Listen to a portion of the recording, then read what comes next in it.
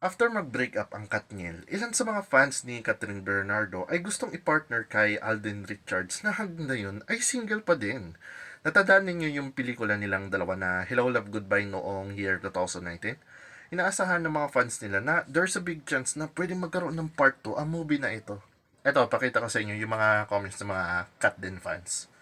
What if all this time, Catherine and Alden is meant for each other?